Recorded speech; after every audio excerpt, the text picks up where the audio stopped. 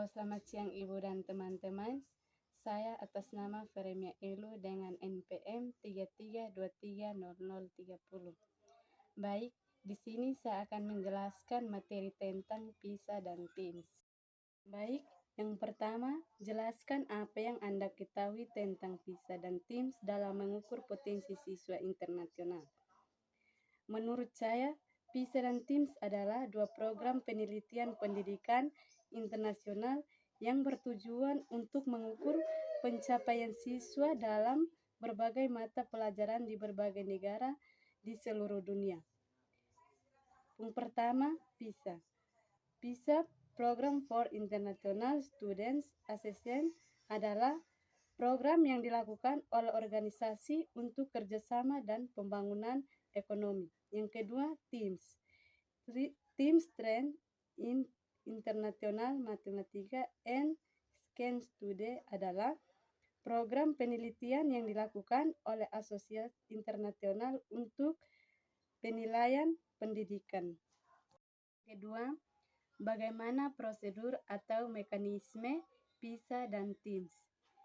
Yang pertama, prosedur atau mekanisme pelaksanaan PISA dan TIMSS melibatkan beberapa tahap yang dapat dijelaskan sebagai berikut. Yang pertama, desain penelitian. Tim PISA dan TIMSS bekerja sama untuk merancang kerangka kerja penilaian yang akan digunakan dalam program tersebut. Yang kedua, seleksi sampel.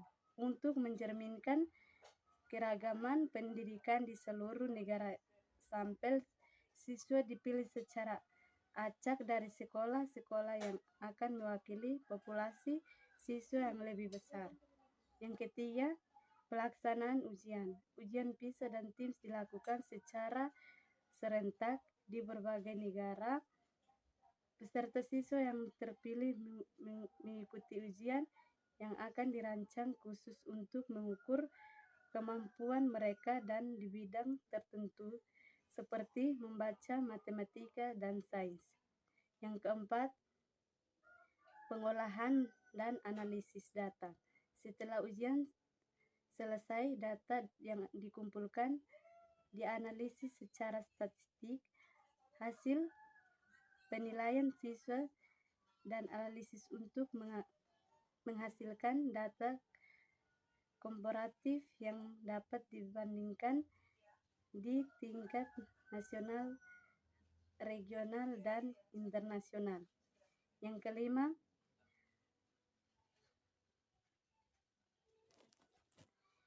kelima, pelaporan hasil penelitian PISA dan TIMSS disampaikan dalam bentuk laporan yang memberikan gambaran tentang pencapaian siswa dalam berbagai mata pelajaran dan kemampuan.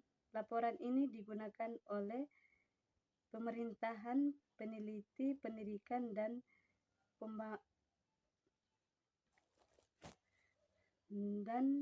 pemangku kepentingan lainnya untuk memahami kualitas pendidikan di negara mereka dan untuk membandingkan dengan negara-negara lain. 3. Bagaimana hasil PISA dan TIMSS di Indonesia selama 18 tahun terakhir? Gambarkan dalam bentuk grafik dan penjelasannya.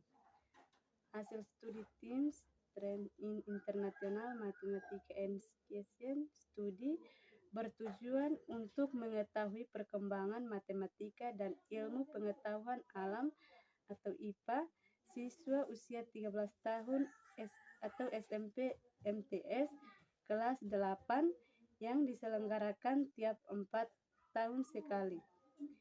Dalam literasi matematika dan sains, hasil studi TIMSS tahun 2015 memperhatikan bahwa siswa Indonesia belum menunjukkan prestasi memasuki literasi matematika. Siswa Indonesia hanya mampu menempati peringkat 44 dan 49 negara dengan pencapaian skor 397 dan masih dari 49 negara dengan pencapaian skor 397 dan masih di bawah skor. Bagaimana perbandingan hasil PISA dan TIMSS di Indonesia dengan negara lainnya di dunia? Perbandingan hasil PISA dan TIMSS di Indonesia dengan negara lain sangat beruntung pada tahun dan kategori usia siswa yang dievaluasi.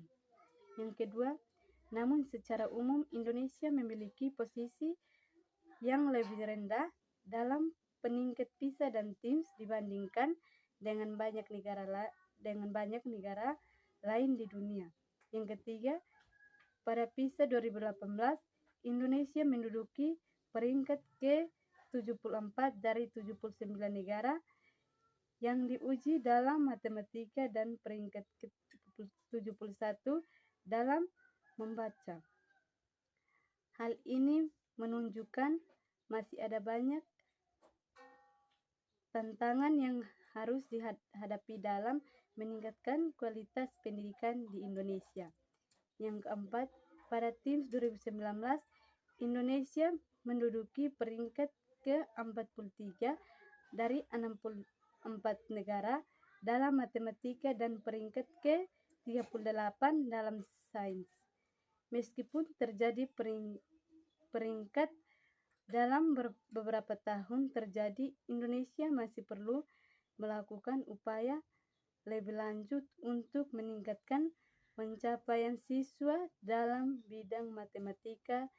5. Mengapa hasilnya PISA dan TIMSS seperti pada nomor 3 dan nomor 4? Hasil pembuatan grafik dan perbandingan antara PISA dan TIMSS dapat memberikan gambaran tentang pencapaian siswa dalam bidang pendidikan di berbagai negara. Sekian dan terima kasih.